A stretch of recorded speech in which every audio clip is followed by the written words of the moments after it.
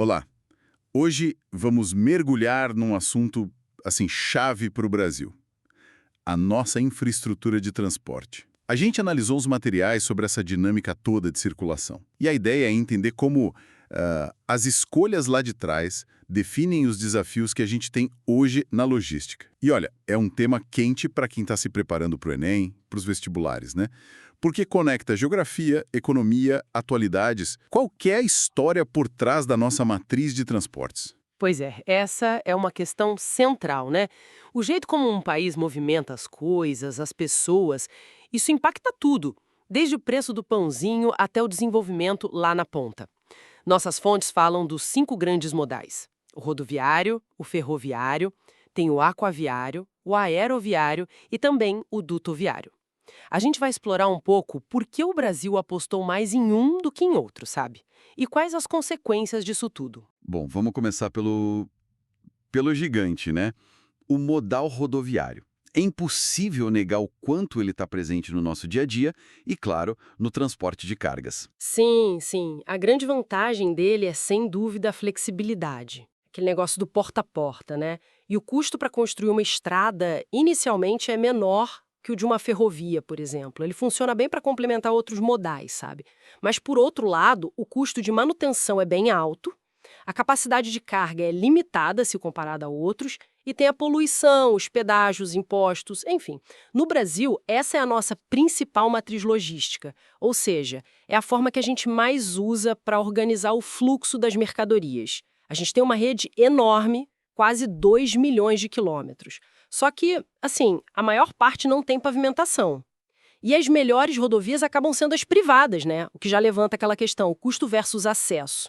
Essa dependência toda da rodovia, muito focada em levar commodities tipo soja, minério para exportar, as fontes apontam isso como algo meio desequilibrado, sabe? Até ineficiente para um país com as dimensões do Brasil. E falando em ineficiência para longas distâncias, isso já puxa o gancho para o modal ferroviário, certo? Que parece, assim, tão lógico para um país como o nosso. Exatamente. O trem é ótimo para grandes volumes, principalmente commodities, viajando por distâncias maiores. O custo de manutenção por tonelada transportada é baixo, ele consome menos energia, polui menos, é mais seguro.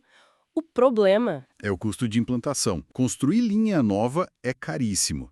E ele é mais lento para passageiros, menos flexível que o caminhão, né? Precisa sempre de outro transporte para chegar no destino final, para fazer integração. O que é fascinante no caso brasileiro não é só o potencial que a gente não usa, mas como essa subutilização das ferrovias é um sintoma, né?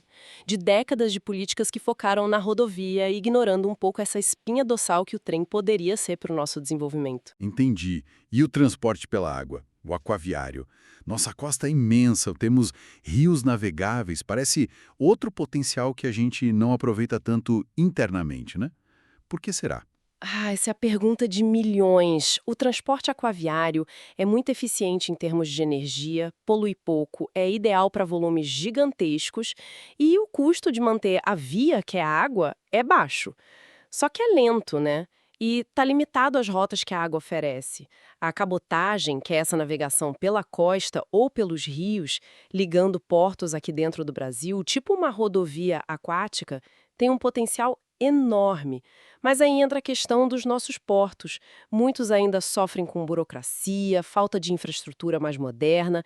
Isso acaba encarecendo e atrasando tudo, limitando essa alternativa, apesar de ser o principal modal para o comércio internacional, né? Certo, certo. Saindo da água e indo lá para o céu, o transporte aéreo. Esse é sinônimo de rapidez, né? Sem dúvida. Para longas distâncias com passageiros ou para cargas que são urgentes ou de valor muito alto, ele é imbatível. É seguro também. O custo do seguro da carga costuma ser baixo, mas é caro. Consome muita energia, polui bastante, não serve para distâncias curtinhas e a capacidade de carga é bem menor que a de um navio ou trem. Aqui no Brasil, o transporte aéreo de carga ainda é relativamente modesto, sabe? Comparado a outros países grandes.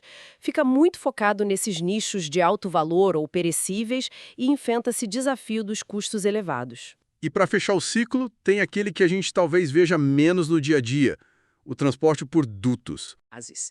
petróleo, gás natural, até minério diluído em água, que são os minerodutos. Ele opera de forma contínua, o custo para operar é baixo e a capacidade é grande. Só que, é totalmente inflexível. O duto está lá, fixo. É lento no fluxo do produto, serve para poucos tipos de carga e o investimento inicial para construir é enorme.